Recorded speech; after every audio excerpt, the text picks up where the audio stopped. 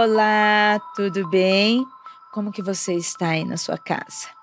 Estamos começando mais um Aconteceu Comigo, um programa onde lemos, contamos e comentamos sobre relatos de mistérios e casos insólitos.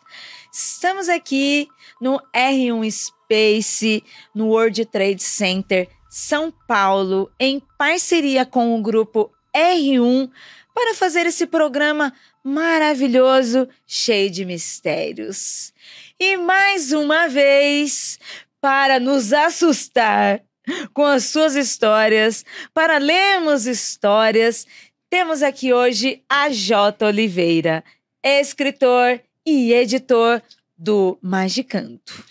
Olá, senhoras, senhores e proletariado não binário. Cá estamos mais uma vez, veja só, para mostrar o nosso lado cético até a página 2.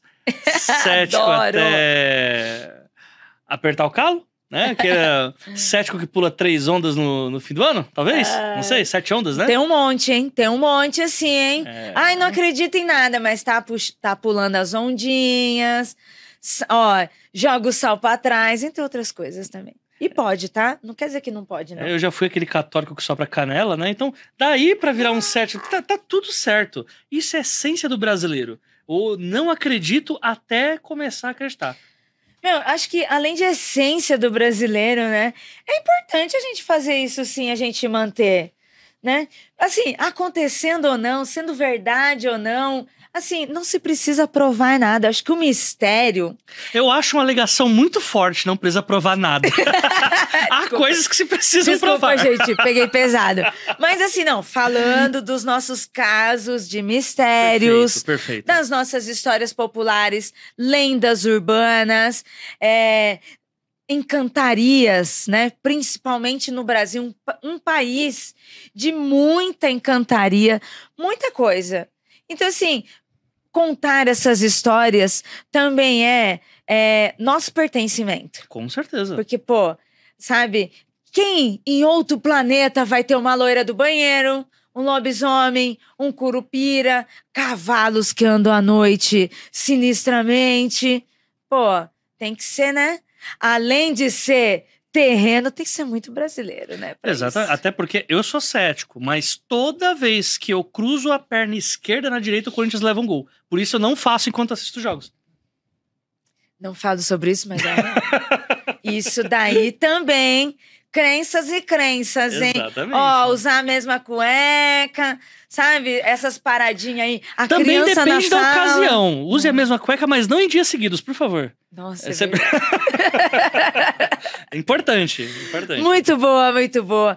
E como é muito importante nesse programa, mas e aí, a Jota? Você participou do primeiro, gostou da experiência e tá aqui de novo. A Jota, você tá preparado para nos assustar mais uma vez? Olha, eu acredito que todo mundo vai entender que o meu lado cético, ele proíbe que as pessoas se assustem. As histórias não são assustadoras nem um pouco. Qualquer um estaria nelas e viveria normalmente depois, tipo, não teria que ficar com a luz acesa. É normal. Todas as coisas são naturais, todas.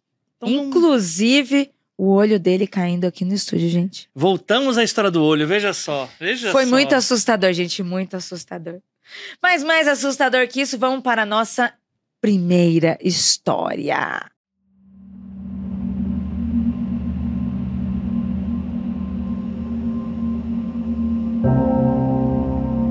O título dessa história, A Quimera do Anoitecer.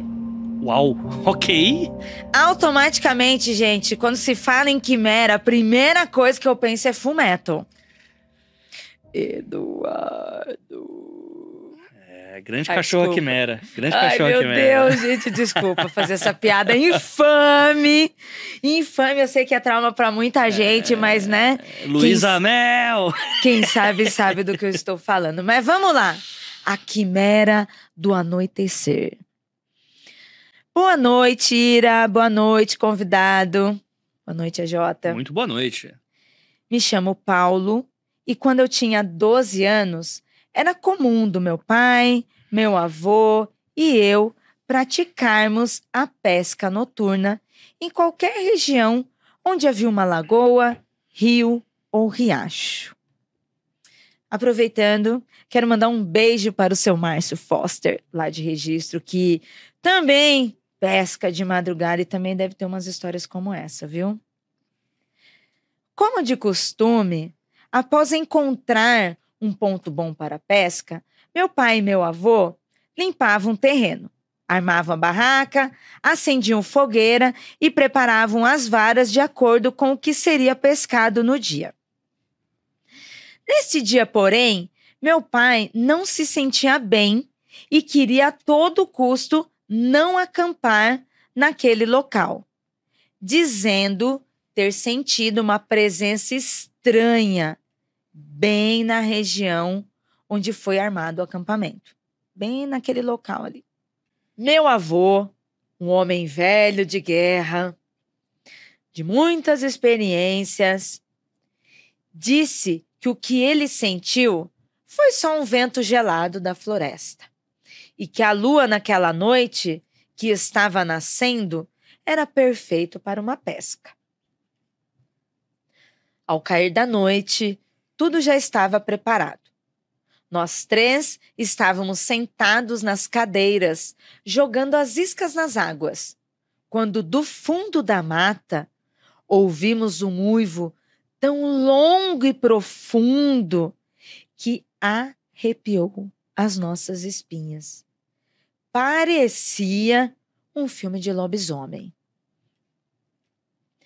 Meu avô, por já ter servido o exército, andava armado, com um facão, que personalizado e sem perder tempo, se preparou para empunhar. Meu pai, por já estar ressabiado com o sentimento de outrora, rapidamente começou a recolher os equipamentos e a me puxar pelo braço para a gente ir embora. No momento em que a lua estava no auge, o uivo voltou novamente a nos aterrorizar. Mas desta vez, chegando mais perto, mais próximo. Meu avô, já em postura de combate, meu pai com a lanterna na mão e o na outra, e eu meio sem entender nada, todo perdido ali.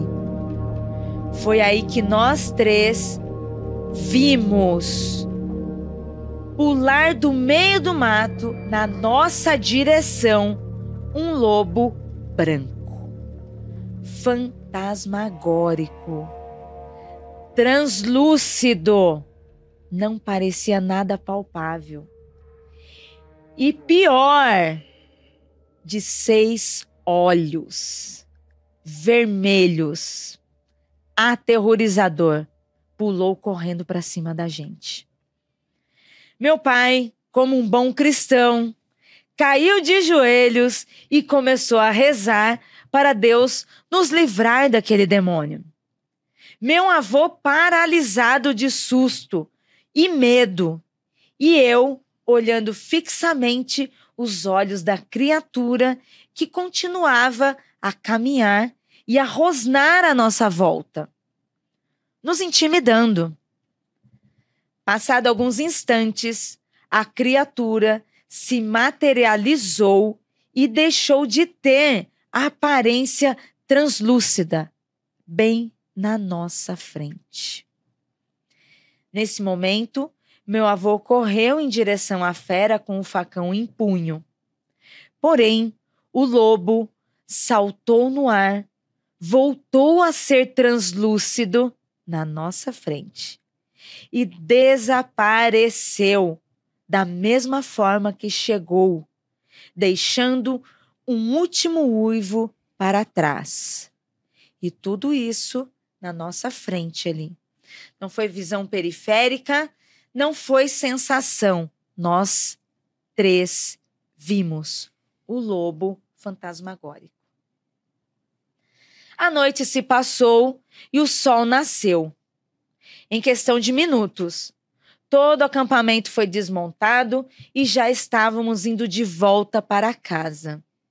Meu pai e meu avô combinaram de nunca dizer nada sobre o que aconteceu. Porém, eles esqueceram que eu estava lá. E por isso, envio a sua história para vocês, para que seja lida no programa e que fique aí um registro desse aconteceu comigo. Caraca, agora sim, hein, AJ? Obrigada, Paulo, por essa história. Meu Deus! Rapaz. Caraca, AJ, e você vê, né? Amanheceu, veio a luz, veio o sol, veio aquela paz. Meus amigos. Assim, como eu falei, né? O meu lado cético, ele sempre vai pegar um pouco mais. Eu acho que a história, ela sempre perde 2 pontos a partir do momento que são pescadores, né? Eu acho que... Será, gente? Eu acho que é um ponto...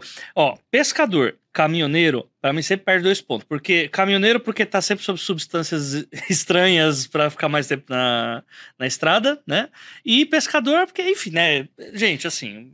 Não é um preconceito, é um conceito muito bem estabelecido. Entendi. Mas assim, eu acho que a referência que você está fazendo, esse conceito, é uma coisa do pescador em relação à pesca. Uhum. Em relação ao peixe, em relação a tamanho, em relação àquele ato. Uhum. Mas assim, não o que eles são aterrorizados, né? Não sei. Porque tem muita aquela coisa também quando você vai pescar, você vai na madrugada, você vai com sono, então dá aquelas batidas de olho, que é o mesmo rolê do caminhoneiro, né? O caminhoneiro vê muita coisa, né, e não consegue... Eu acho que é difícil você conseguir discernir o que é real, o que não é, porque você tá ali nesse entre mundos, né? Do mundo sonhar e o mundo real. Se eu fosse um bicho pra assustar, eu escolhi essa gente, porque ninguém ia acreditar. Mas, agora, se não fosse pra contar essa parte, ainda assim, vamos colocar, vamos lá, vamos tirar todo o meu preconceito aqui. Eles não são pescadores, beleza, eles não são pescadores. Falou de preconceito, viram, né? Quer dizer, desculpa, de conceito bem estabelecido. Eu acredito... Mentira, eu só acreditaria vendo essa história. Eu só acreditaria vendo. Porque, cara, é muito... É um negócio, assim... É o tipo de história que eu não sou acostumado a ouvir. Tipo, a coisa que tá chegando e tá translúcida e se materializa só pra dar um iê. E aí quando você tenta fazer alguma coisa contra ela, fica translúcida de novo e sai fora. Tipo, o real tá tirando uma com a sua cara, né? Mas aí 6 olhos vermelhos. Eu fico assim, cara, que loucura isso. No começo eu até fiquei pensando assim, será que... Não é esses cão do mato, esses lobos, assim, com algum tipo de sarna, porque aí fica aquelas ranhuras de carne, né? Que você pode pensar que são olhos, né? Quando você está com certas doenças de pele de animal muito avançadas, começa a ficar uma deformidade mesmo, né? Eu pensei, talvez pudesse ir nessa linha, ainda mais acrescentando esse rolê de ser uma coisa de madrugada, as pessoas com sono. Mas aí quando entra esse rolê de, translúcido, ficou material, desfez... Aí já é demais. Aí eu falei, eita, aqui eu acho que não tem eu não tenho uma explicação pra isso. Só que pra eu acreditar mesmo, eu falei, não, aí eu tinha que estar. Aí eu tinha que estar, porque é o tipo de sensação que eu acho... Existem sensações que elas não são narráveis, né? Que você tem que... Tipo, não há palavras pra narrar aquilo para que a pessoa consiga ter essa sinestesia, né? De ouvir e se colocar. Então, eu olho... Não, beleza, show, mas essa eu acredito só dando. Essa não dá. Mas vamos lá. Não dá. Vamos lá, então. Defenda, seu cliente, defenda. Vou defender muito bem. Vamos lá, né? Pegando dentro desse conceito que você está falando. Eu acho que, assim, a monstruosidade assusta. Uhum. Não o medo de encontrar a monstruosidade, mas a monstruosidade, ela assusta no sentido de existência ou não. E aí talvez estejamos sendo muito pragmáticos. Vamos ser um pouquinho mais... Vamos dar liberdade à mente, à fantasia. Ok, era um cão do inferno, vamos lá. Então, eu não pensei no cão do inferno, mas sabe uma coisa que eu pensei? Isso me lembrou muito de Princesa Mononoke. Quando a gente fala de espíritos da terra, espíritos da natureza, em que estão ali para proteger, estão ali para fazer qualquer coisa. quando eu me lembrei exatamente pela forma translúcida, branco, e não que o branco represente uma bondade ou não, estamos falando apenas de algo meio transparente, né? Até porque em Princesa Mononoke, mesma coisa. Os seres ali que estão na natureza não querem dizer que são necessariamente bons, mas exato. são seres encantados que fazem parte da natureza. Na hora que chegou na parte dos olhos também, eu fiquei meio estranho, assim. Mas aí eu acho que talvez isso seja nosso pragmatismo, até mesmo para pensar no astral e na fantasia, seja ela acreditando ou não. A gente está tão acostumado a termos histórias, e aí a gente se apega naquele modelo de história, por exemplo, lobisomem. O lobisomem, em diversos lugares no mundo, e até mesmo aqui no Brasil, ele tem formas diferentes, porque fazem parte do nosso imaginário, do nosso medo, da O nossa... nosso é muito comparado ao lobo-guará, né? Tem essa comparação. E ele tem outras partes de outros animais. Sim. Né? Mas quando a gente fala de lobisomem, e principalmente por causa de cinema, especificamente a gente pensa no lobo grande, o monstro, né? E assim, todas essas histórias são interessantes quando a gente tem vários pontos de vista e acaba mudando. A partir do momento que a gente acha que o lobisomem tem que ser só daquele jeito, também é um pragmatismo. Sim. Né? Mas se esse fosse um lobisomem em questão, acho que ele seria tratado com bullying pelos outros lobisomens. Muito feio, muito feio. E foi totalmente fora agora do que deveria ser. Virou uma questão estética. Ficou, olha só. Estamos aqui definindo a visão das outras pessoas. Falando sobre quais são os lobisomens padrão e quais são os lobisomens. Mas é aí que me faz pensar a referência de Princesa Mononoke e principalmente sobre... vou pegar assim a de Japão, mas os outros países também, com as suas lendas e contos e as suas formas de narrar e passar para frente. No Japão, muitos personagens que fazem parte do imaginário, desde mangá, anime, imaginário social, e também fazem parte de crenças, né? Não existe necessariamente um diabo demônio igual a gente vê aqui no Brasil. Não. Assim como os personagens que seriam do bem, muitas aspas aí, tem formas estranhas. E é por isso que eu pensei em Mononoke, porque os seres lá em Mononoke não são bonitos, eles são monstruosos. E nem precisa ir muito longe, nós temos culturas de povos indígenas aqui que também tratam espíritos da natureza que não necessariamente são bons ou ruins, até porque a questão de bom ou ruim é muito... É outra questão, né? Não, é totalmente relacionado a uma certa ética que a gente tem, né? A gente que destrói esses locais em que esses espíritos estariam, né? Eu não pensei muito... Eu descarto muito a ideia de lobisomem, porque já perceberam que eu sou dos padrõezinhos de lobisomem, né? Tem essa, mas quando você é desses, né? O lobisomem tem que ser o padrãozinho. Tem que ser o padrãozinho. Assim, é o padrãozinho. Padrão brasileiro? Não precisa. 6 olhos eu acho demais, assim. 6 olhos é muito, assim. Acho que, pra mim, o que me pega é os 6 olhos. Se tivesse 4 olhos a menos, aí eu já ficava, opa, beleza. Entendi. Mas, quando entra nesse rolê de, talvez, um espírito protetor de alguma coisa... Poderia ser, ou eu também fico com... Aí daria para acrescentar os 4 olhos novamente, né? Ficávamos com 6 olhos. No Hound Dog, né? Você ter o cão infernal, talvez entraria. Mas eu gosto dessa ideia de espírito da natureza, assim. E aí, novamente, né? Na última vez que eu compareci aqui, a gente falou sobre...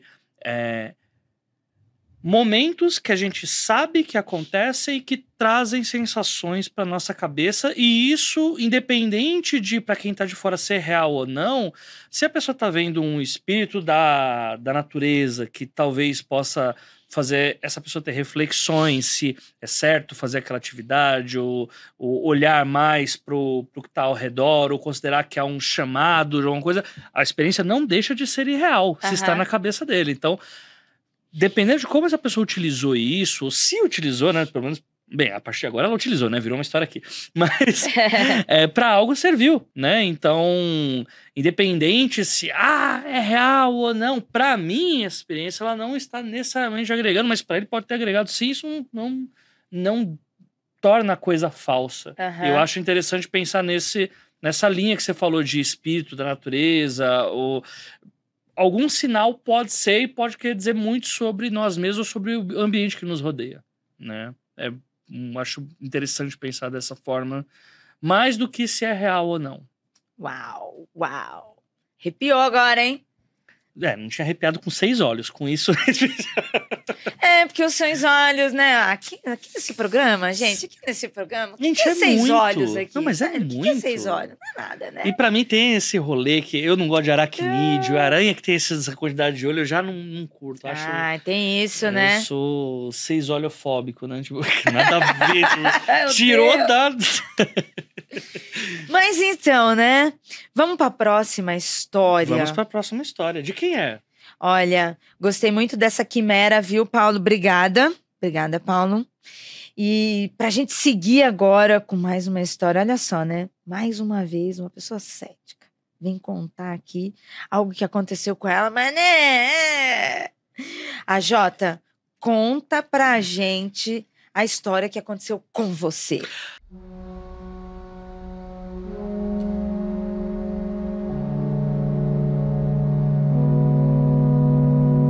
Meu Deus, a próxima história é minha, né? Tá, vamos lá. Novamente, é sempre bom colocar, né? A gente é cético até rolar com a gente. E essa é mais uma que, assim, deu estalo depois que aconteceu, né? Só que essa é meio que a minha história já aconteceu comigo desde sempre, né? Por um bom tempo da minha vida eu falava, tá, nada de sobrenatural aconteceu comigo, exceto isso. E, assim, 16 anos, todo mundo é meio... enfim, a gente faz coisas estranhas, a gente compra bebidas que a gente não deveria ingerir, mistura com coisas que a gente não deveria misturar e chama amigos pra isso, né? Coisas que adultos a gente não deve fazer. E a gente tinha acabado de descobrir uma bebida azulzinha e falamos, pô, a gente tem que tomar isso. Você botava fogo no copo, né, pra tomar. Césio, isso, né? Isso, exatamente. Urânio enriquecido. Chevetinho Césio. Então, na época não tinha Chevette ainda, né? Chevette é coisa de jovem. Só né? era outro nome, mas era a mesma coisa, que é pra deixar o jovem Na doido. verdade, a gente chama de Trovão Azul, né? Meu Deus, Trovão nossa, Azul. que é bem da época mesmo, hein? E... ele fala, não, a gente tem que ir lá na casa do fulano lá, né? Pra chamar ele pra vir, né? E assim, esse fulano... A coisa assim, ouvinte ou espectador, né? Uma coisa bem clara é que sempre tem aquele amigo que a sua mãe vai falar, não se mexe com aquela pessoa que ela é má influência. E se você nunca ouviu isso é porque a má influência é você. A mãe desse amigo, ela falava, não anda com ele nem com aqueles meninos, eles bebem. Mal sabia ela que o filho dela fazia coisa muito pior, mas enfim. Sempre a mãe mais coruja é aquela que tem o filho mais merdeiro, né? E a gente foi até lá, não, vamos chamar ele e tal, eu morava no CDHU, né, fomos eu e mais 2 pessoas, então não é uma história que fui eu apenas que vi, né. A gente passou pela portaria do CDHU e a gente já olhava assim, o apartamento, que eram prédios de 5 andares, né, CDHU, então ficava fácil a gente saber qual era a janela de quem, né. E a gente andando assim, em direção a um estacionamento enorme, não é igual esses prédios agora, que você já sai da porta e já tá ali no elevador. Aí tinha um menininho assim. Aí o sobrinho dele tá aí, né? Aí ele deu tchauzinho pra gente, então, e aí, beleza e tal, né? E aí, óbvio, né? Experiência pobre culture, né? Subimos 5 andares de escada, né? Uma coisa muito triste. Lá em cima, ofegante. Batemos na porta, né? Tocamos a campainha, nada. A gente, beleza, né? Toca a campainha de novo e a gente trocando ideia, né? Não, vai ser legal, mais tarde a gente pode chamar fulano, tal, fulano tem o carro pra botar som lá na rua, fazer uma festinha lá e tal, vai ser massa. Toca a campainha de novo, nada. Aí a porta do lado abre. Aí a vizinha, dá pra vocês parar de tocar a campainha? A gente tá chamando o fulano. Ele não tá aí já faz 2 semanas. Eles foram viajar, foram pra casa de uma fulana lá da família. Aí a gente, beleza, não sabia. E descemos, né? E aí, a gente descendo, continuando trocando ideia, o tanto que o papo tava, assim, fluindo. A gente tava realmente marcando um churrasquinho ali, todo mundo, né? Quando chegou lá embaixo, eu fiquei branco. branco, assim, de a pressão cair. Eu segurei no ombro do meu amigo e falei, cara, se não tem ninguém há 2 semanas, quem é a criança que acenou pra gente? Todo mundo começou a olhar entre si. Aí a gente... vamos não falar sobre... Para com esse negócio, para com isso. Não aconteceu nada. Eu vi, tinha um menininho ali. Não, mas pode ter sido engano. Pode ser acaso do lado aí. Não, era ele, era igualzinho. A gente viu, era igualzinho, era o sobrinho dele, tava ali. Mas a gente quer saber, mano, esquece isso daí, vamos lá, já, tipo, vamos curtir nosso rolê. E eu nunca esqueci daquilo, nunca. Porque, sim, foi muito bizarro, porque todos nós demos tchau. Tipo, não foi uma coisa que eu vi, todos nós vimos aquela criança lá. E aí essa história foi sumindo, né? Eu já sou uma pessoa um pouco mais velha do que 16 anos, né? Tenho 18, mentira, não tenho. Mas o rolê é que, assim... Cara, se fosse 18 ou qualquer outra idade, amigo, é assustador de qualquer jeito. Pois é, né? Mas uma das coisas que a mãe desse amigo vivia falando é que nós éramos o grupo de amigos que ia virar pai cedo, que ia trabalhar pra biqueira, que ia se encher de droga, não sei o que. Mas o principal era isso aí, vão virar pai cedo, vão acabar com a vida. Ora, quem virou pai cedo, né? É sempre o filho, o mais merdeiro que vira, né? Sempre, sempre, sempre. E o moleque é literalmente a cara da criança que eu vi. E eu sei disso porque teve um momento em que eu fui lá vê-lo, muitos anos depois, e tava o moleque dando tchauzinho pra mim da janela. Mesma cena. Exatamente da mesma forma. Adoro. E na hora que eu dei o tchau de volta, caiu minha pressão de novo. Eu fiquei... Aí você lembrou, voltou, meio que voltou no tempo, né? Exatamente. Gente, aí eu fiquei, cara, não é possível chegar... O moleque é a cara da criança que eu vi. A cara. E até hoje eu não faço ideia como explicar isso, porque... Era a mesma cena. Foi quando fala, não, o déjà vu é que seu cérebro já tinha feito. Não, esse eu tenho absoluta certeza. E não foi só você, né? Foram 3 pessoas. Todo mundo viu, todo mundo. E todo mundo deu tchauzinho pra uma criança. Assim, são 2 mistérios em um, né? Todo mundo deu tchauzinho pra uma criança que não estava existindo naquele momento. Exato. Não estava ali. Mesmo que ele não fosse ter filho e não nascesse. Existiu o fato de vocês estarem na janela e a criança ali. Chega lá em cima, não tem ninguém em casa. Uhum. E vocês não viram algo translúcido, não, fantasmagórico, não. Vocês viram uma pessoa e a criança deu sim e vocês assim. A gente tinha certeza que era uma criança mesmo. E, para mim, a parte mais interessante é que, assim, a gente já sabia que ele era mais merdeiro de todo mundo e que se podia dar... Tudo que a mãe dele achava que podia acontecer com a gente já sabia que o filho dela fazia. Né? Mas se fosse num livro, a gente ia falar, não, aqui é o autor dando uma mensagem já pro leitor que, ó, isso aqui vai acontecer com ele. Sim. Só que a gente teve isso pessoalmente. A gente viu, tipo, a gente assim, viu foi um sinal da vida. Olha, vai acontecer isso aqui com esse cara. Exato. Vocês já estão vendo uma cena do futuro? Exato. E aí tem essas teorias, né, de paradoxo temporal, de uma imagem... Eu já ouvi falar isso de passado, né? Uma imagem do passado que até explicam fantasmas, assim, né? De uma imagem que ficou presa do passado em um local e a gente tá vendo não um fantasma, mas uma imagem do passado. E beleza. A Jota, você acredita nisso? Não necessariamente, mas eu nunca vi algo assim do futuro. Tipo, porque nada vai tirar nunca da minha cabeça do que futuro. É a mesma, tipo, era a mesma cara. Não, mas pode até falar, é normal, porque o pai vai parecer com... O filho vai parecer com o pai. Não, mas não existia esse padrão. Vocês eram jovens ainda, tipo, como é que assim... Não dá pra gente imaginar, tipo, a gente, na idade que a gente tava já, uma criança com os traços de gente que nem tem os traços de adulto ainda. Sim. Não era algo... Não, e a outra pessoa, porque assim, tirando o moralismo social de cima, porque todo mundo não vai dar certo na vida, tirando tudo isso. Existe o fato misterioso, primeiro da criança, né, não existente. Sim. E na segunda vez, depois que ela nasce, que vocês veem a mesma cena, e como você falou, mesmo que fosse filho dele mesmo e tivesse os traços dele, mas a outra pessoa, que seria a mulher, também tem os traços dela. Como é que lá, jovem, vocês iam ver um traço de alguém que nem sabe se o cara ia sair? Perfeitamente. E tem um outro agravante aí, porque a irmã dessa pessoa é uma pessoa branca. E a criança parecia com ele, que é um cara indígena. Bem indígena, assim, tipo, com... Os traços fortes. Os traços bem fortes. E assim, como o sobrinho dele parecia, entre aspas, tipo, lembrava.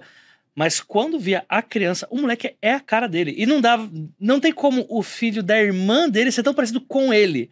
Até porque por causa dos pais serem diferentes e tal, seria algo impossível de acontecer. Sabe? Entendi. Então, foi algo muito surreal, assim. Eu não consigo explicar o que aconteceu. E quando eu chego para esses meus dois colegas hoje, eu falo, você sabe que fulano é a cara daquela... Não, para com essa história. Esquece essa história, mano. É medo, tipo, né? É algo que é não falado, assim. Não vamos falar sobre isso. Então, eu acho que aí que a gente tem que falar. Igual aconteceu no caso do Paulo. O pai e o avô combinaram de não vamos contar pra ninguém, meu Deus. Exato. E o Paulo já não, vou mandar pra acontecer comigo. Parabéns, Paulo, é isso mesmo que tem que se fazer. Eu acho que a gente tem que falar sim. Tem que falar no sentido de, cara, foi um negócio estranho. Ser estranho, e quando eu digo, não precisa comprovar, tem coisas que precisa comprovar, mas assim, né, como você bem falou, pra não deixar aqui uma fala solta, mas assim, ser estranho, ser misterioso faz parte de nós. Sim. Faz parte de nós como indivíduos, como sociedade, como relacionamento. E acontecer essas coisas estranhas é algo que, tipo assim, também nos preenche como pessoas, nos preenche religiosamente, as pessoas que vivem religiões, que acreditam e desenvolvem isso, e como fábula mesmo, sabe? Do tipo assim, não acredito, não sou uma pessoa espiritual, não acredito nisso. Mas assim, aconteceu um mistério e que hoje estamos aqui falando no programa. Isso é uma fábula também. Sim. Não, e tem um outro porém aí, que aí, tal como na outra experiência eu falei, pode ser... Cara, tem muitas coisas que a gente não entende ainda. Né? Isso em todos os campos possíveis que a gente imaginar. Tem várias... não, tem o método científico. Sim, existe o método científico, mas o método científico não abrange tudo. A gente tem muita coisa que a gente não entende. Mas tem esse rolê de que às vezes o mundo passa coisas pra gente, tipo ação e reação, esse tipo de coisa.